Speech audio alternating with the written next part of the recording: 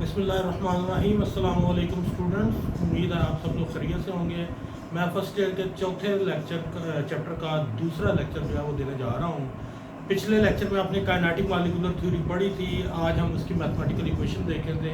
एक साइंटिस्ट था क्लासियस, उसने काइनेटिक मॉलिक्यूलर थ्योरी की जो मैथमेटिकल इक्वेशन थी वो ड्राइव की थी, और वो इक्वेशन थी PV is equal to 1/3 mc² bar. इस इक्वेशन में वो बता रहा है कि पीवी की प्रोडक्ट जो है वो mnc² बार का जो c² बार है जो है उसका जो थर्ड पार्ट है ये इसके इक्वल होती है। यहाँ पर P आपको पता है प्रेशर को ज़ाहिर कर रहा है, V वॉल्यूम को ज़ाहिर कर रहा है, M जो है ये मास ऑफ मॉलिक्यूल को ज़ाहिर कर रहा है, N जो है ये नंबर ऑफ मोल्स को या नंबर ऑफ मॉलिक्यूल्स को ज़ाहिर कर रहा है, और c² बार जो है ये मीन स्केयर वेलोसिटी। इसका मतलब ये हुआ कि c² बार जो है ये बेसिकली अगर हमारे पास n1 मॉलिक्यूल हो जिनकी वेलोसिटी हो c1² और n2 मॉलिक्यूल हो जिनकी वेलोसिटी हो c2² और n3 मॉलिक्यूल हो जिनकी वेलोसिटी हो c3², इनके अगर हम एवरेज लें n1 plus n2 plus n3, ये जितनी भी वेलोसिटीज हैं उनको मैंने डिवाइड कर दिया टोटल नंबर ऑफ मॉलिक्यूल से, तो इससे बनती है मीन वेलोसिटी या एवरेज वेलोसिटी। उसका चूंकि हमने स्क्वायर दिया हुआ है तो इसे कहते हैं मीन स्क्वायर वेलोसिटी। अब ये जो काइनेटिक मॉलिक्यूलर थ्योरी की इक्वेशन है, ये काइनेटिक मॉलिक्यूलर थ्योरी का एक पोस्टुलेट जो है उसको प्रूव करने के लिए भी यूज होती है। काइनेटिक मॉलिक्यूलर थ्योरी का आपने एक पोस्टुलेट पढ़ा हुआ है, kinetic energy of gas molecule is directly proportional to absolute temperature. ये जो इक्वेशन है, ये जो स्टेटमेंट है, ये मैं प्रूव कर देता हूँ आपको काइनेटिक मॉलिक्यूलर थ्योरी की मैथमेटिकल इक्वेशन से। ठीक है जरा,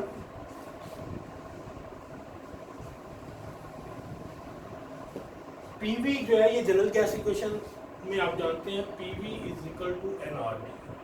ये आपने इसकी वैल्यू पढ़ी हुई है, मैट्रिक में भी पढ़ी होगी, इस चैप्टर में भी आप दोबारा इसको रिवाइज करेंगे तो आप पीवी की जगह पर इसकी वैल्यू लिख लें, वो आएगी nRT is equal to 1/3 mnc² bar. अब इस इक्वेशन में आप n को n से काट दें तो आपकी इक्वेशन बनेगी RT is equal to 1/3 mc² bar. अब इस इक्वेशन को आप मल्टीप्लाई और डिवाइड करें 2 से मल्टीप्लाई और डिवाइड करने से ये होगा इक्वेशन की सेहत पर कोई असर नहीं पड़ेगा, क्योंकि 2 से आपने मल्टीप्लाई कर दिया, 2 से डिवाइड कर दिया, दोनों एक दूसरे के असर को कैंसिल कर देंगे। हमने कुछ रीअरेंजमेंट्स करनी है जिसके लिए मैं ये काम कर रहा हूँ। तो ये आपकी क्वेश्चन बनेगी 2 divided by 2 into 1/3 mc² bar. अब ये 2 अंदर ले जाएं और 3 बाहर ले आए, आपकी क्वेश्चन बनेगी 2/3 1/2 mc² RT। ये आपकी क्वेश्चन बनेगी। आपने पढ़ा हुआ है काइनेटिक एनर्जी की, आपने क्वेश्चन पढ़ी हुई है 1/2 mv², तो ये जो 1/2 mc² ये वही चीज़ है, तो इसकी जगह पर आप काइनेटिक एनर्जी लिखते हैं तो आपकी क्वेश्चन बनेगी 2/3 ke काइनेटिक एनर्जी। अब काइनेटिक एनर्जी के अलावा सारी चीज़ें आप दूसरी तरफ ले जाएं तो आपकी क्वेश्चन बनेगी kinetic energy is equal to 3/2 RT। यहाँ पर आप जानते हैं 3 भी कांस्टेंट है, 2 भी कांस्टेंट है, R गैस कांस्टेंट है, तो ये सारे कांस्टेंट अगर आप खत्म कर दें, प्रोपोर्शनल का निशान लगा दें तो that will be equal to T। इस इक्वेशन से साबित हो रहा है कि kinetic energy of gas molecule is directly proportional to absolute temperature. तो ये जो काइनेटिक मॉलिक्यूलर थ्योरी की क्वेश्चन है, ये हमें रिलेशनशिप देती है between kinetic energy of gas molecules and absolute temperature. अब टेम्परेचर की जब भी हम बात करेंगे केमिस्ट्री में, आपने याद रखना है कि जब भी हम न्यूमेरिकल करेंगे तो जितने भी डिग्री सेंटीग्रेड्स वगैरह होंगे पहले आपने उनको केल्विन में बदलना है, फिर न्यूमेरिकल परफॉर्म करना है, वरना आपका आंसर ठीक नहीं आएगा। तो मैं आपको इक्वेशन भी दे देता हूँ जिसकी मदद से आप इनको कन्वर्ट कर सकते हैं। कुछ एग्जांपल्स आपकी किताब में दी गई हैं, उनको हम परफॉर्म करते हैं। तो इक्वेशन है इसकी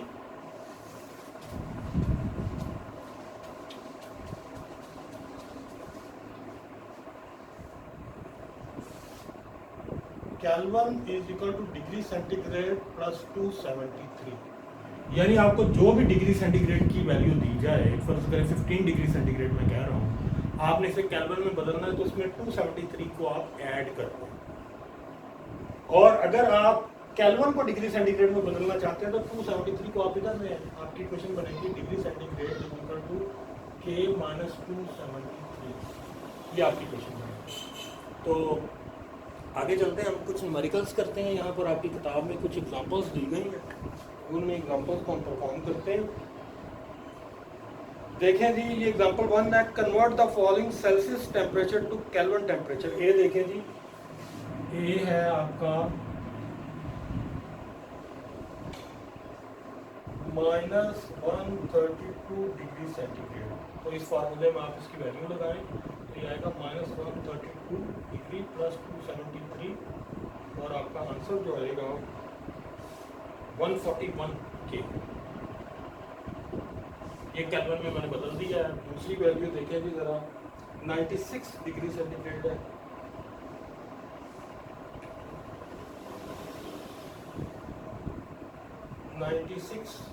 डिग्री सेंटीग्रेड है, इसको इसी क्वेश्चन में वैल्यू फिट करें।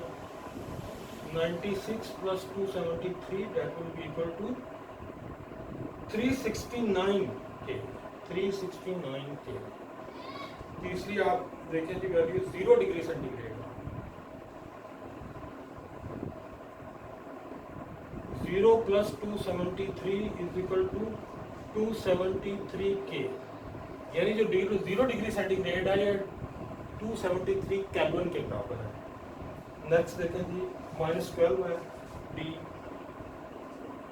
-12 डिग्री सेंटीग्रेड, तो -12 प्लस 273 ये आएगा 261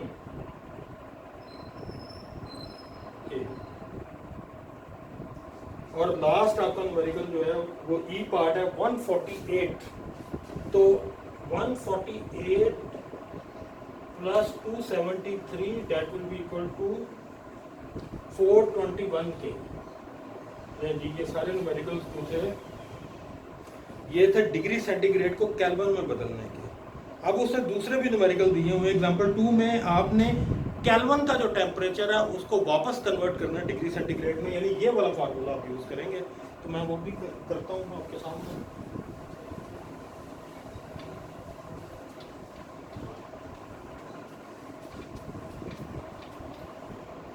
ये फार्मूला आपके सामने लिखा हुआ है केल्विन को डिग्री सेंटीग्रेड में बदलने का। पहला है जी, एक क्वेश्चन है 340 के, तो आप इसमें वैल्यूज लगाएं जी। Degree centigrade is equal to 340 minus 273 और आपका आंसर आएगा 67 डिग्री सेंटीग्रेड। ये आपका पहला आंसर है। दूसरा इसका पार्ट देखें जी, बी पार्ट 200 के, तो ये आएगा 200 minus 273 is equal to -73 degree centigrade. ये केल्विन को मैं वापस डिग्री सेंटीग्रेड में कन्वर्ट कर रहा हूँ। आ गया जी 10 के, सी है 10 के, तो ये आएगा 10 minus 273 is equal to -263 degree centigrade. और लास्ट है जी 405 के, डी 405 के, तो ये आएगा जी 405 minus 273 is equal to 132 degree centigrade. तो ये है जी जनाब आपका डिग्री सेंटीग्रेड को केल्विन और केल्विन को डिग्री सेंटीग्रेड में बदलने के जो न्यूमेरिकल्स थे वो मैंने आपके सामने कर दिए हैं। मैं आपको दोबारा ज़रा एडवाइस कर दूं, केमिस्ट्री में जब भी कोई न्यूमेरिकल आए तो उसमें जो टेम्परेचर हो पहले आपने उसे के में बदलना है। जब तक आप उसे के में नहीं बदलेंगे आपका आंसर ठीक नहीं आएगा। तो पहले उसे के में बदल लें और फिर न्यूमेरिकल परफॉर्म करें। के को डिग्री सेंटीग्रेड में और डिग्री सेंटीग्रेड को के में बदलने के फार्मूले दोनों जो है ना वो आपके सामने हो गए हैं। ये एक फार्मूला ये भी लिखा हुआ है यहाँ पर। तो जी नेक्स्ट आपका जो है, नेक्स्ट आपका टॉपिक जो है वो प्रेशर है, गैस का प्रेशर है। वैसे तो हम इस पर ऑलरेडी बात भी कर चुके हैं कि कोई भी गैस अपना प्रेशर शो कैसे शो करती है। मैंने आपको बताया any gas shows it's pressure by it's collision on the wall of container. Gas के मॉलिक्यूल जितने ज़्यादा दीवारों से टकराते हैं उतना उसका प्रेशर ज़्यादा होता है।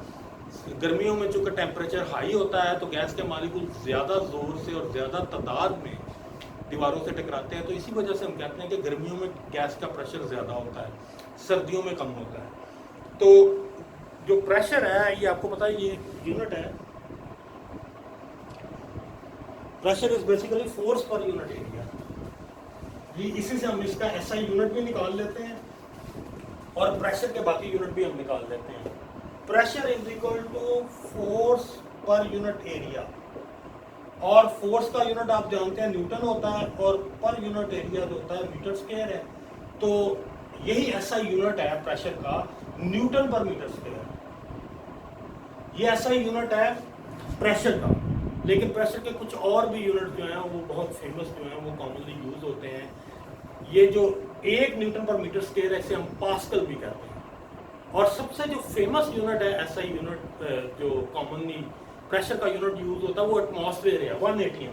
यहाँ पर मैं आपके सामने सभी जो यूनिट्स हैं उनका एटमॉस्फेयर से कंपैरिजन भी बता देता हूँ, ताकि अगर आपने कोई न्यूमेरिकल करना हो तो वो भी आप परफॉर्म कर सकते हैं। तो 1 atm जो होता है, 1 atm प्रेशर जो होता है ये 10, 13, 25 न्यूटन पर मीटर स्क्वायर के बराबर होता है। और मैंने आपको ऑलरेडी बताया कि 1 न्यूटन पर मीटर स्क्वायर जो है ना ये 1 पास्कल के बराबर होता है। तो आप कह सकते हैं कि 1 atm 10, 13, 25 पास्कल के बराबर होता है। इसको आप किलो पास्कल में भी लिख सकते हैं। इसे अगर आप 1000 से डिवाइड करते हैं तो आपका आंसर आएगा 101.325 किलो पास्कल। ये इसके बराबर भी है। इसके अलावा जो सिविल इंजीनियरिंग में एक प्रेशर का यूनिट यूज होता है पाउंड पर स्क्वायर इंच, उसकी जो वैल्यू है वो वहाँ 14.7, 1 atm जो है वो 14.7 पाउंड पर स्क्वायर इंच के बराबर होता है। ये है। इसके अलावा आपने टॉर भी एक यूनिट पढ़ा होगा, 1 atm जो है वो 760 टॉर के बराबर होता है, या 760 mmHg के बराबर होता है, या 76 cmHg के बराबर होता है। ये सारे यूनिट्स जो हैं वो आपने पढ़े हुए हैं, ये आपकी किताब में दिए हुए हैं। मैंने सबका कंपैरिजन आपके सामने लिख दिया है, ताकि अगर न्यूमेरिकल आपके सामने कोई आ जाता है तो आप इनको एक दूसरे में कन्वर्ट कर सकें। तो ये सबका कंपैरिजन मैंने एटीएम से दिया हुआ है, यानी एक एटमॉस्फेयर जो प्रेशर है ये 10, 13, 25 न्यूटन पर मीटर स्क्वायर के बराबर होता है, 10, 13, 25 पास्कल के बराबर होता है, 101.325 किलो पास्कल के बराबर है, 14.7 पाउंड पर स्क्वायर इंच के बराबर है, 760 टॉर के बराबर है, 760 mmHg के बराबर है, और 76 cmHg के बराबर है। और 1 न्यूटन मीटर जो है वो 10⁻⁷ अर्थ के बराबर है, तो इसको भी ज़रा आप ध्यान में रखिएगा। और 1 कैलोरी जो है वो 4.18 जूल के बराबर है। तो ये नॉलेज के लिए मैं आपको बता रहा हूँ, असल में तो यूनिट यहाँ पर लिखे हुए हैं। आगे कुछ न्यूमेरिकल्स हैं शायद इंटरकन्वर्जन के। ये जो यूनिट्स हैं इनको एक दूसरे में बदलने के लिए कुछ न्यूमेरिकल्स हैं यहाँ पर, तो देखें ज़रा। Convert 10 pascal into kilo pascal. ये जो पास्कल और किलो पास्कल का रिलेशनशिप आपके सामने दिया हुआ है, इसी को हम लेकर चलेंगे आगे। अभी मैं बता देता हूँ।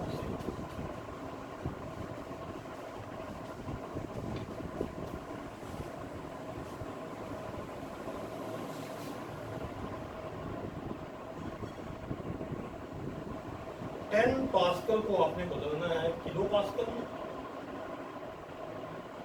और एटीएम में, यानी एटमॉस्फेयर में। देखिए जी, 1 किलो पास्कल जो है ये 1000 पास्कल के बराबर है। और अगर ये आपने 10 लिया हो, 10 पास्कल लिया हो, तो ये होगा 1/1000 × 10। ये आपका आंसर आएगा 0.001।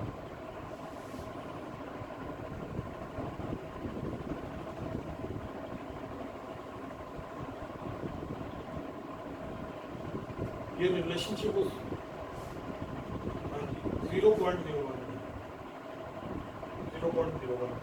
ये आपका पहला हो गया। दूसरा एटीएम में आपने बदलना है पास्कल को। पास्कल और एटीएम का रिलेशनशिप आपने देखा अभी थोड़ी देर पहले मैंने बताया है। एक एटीएम जो होता है 10 13 25 पास्कल जो है ये बराबर होते हैं 180 एम्पियर। और अगर ये हो एक आपके पास तो 1 डिवाइडेड बाय 10 13 25, और अगर ये 10 हो तो इसे मल्टीप्लाई करते हैं आप 10 से, आपका आंसर आएगा 0.0004 जीरो है 98 केडी है। ये इसका आंसर है। आगे उसने एक्टिविटी में इसी तरह के न्यूमेरिकल दिए हुए हैं। ये जो रिलेशनशिप मैंने आपके सामने लिखे थे, इन्हीं रिलेशनशिप के बेस पर आपने ये न्यूमेरिकल जो है वो परफॉर्म करने हैं। ये आपका दूसरा लेक्चर खत्म हो गया है। तीसरे लेक्चर में हम जो है ना बॉयल्स लॉ से इंशाल्लाह शुरू करेंगे। Thank you.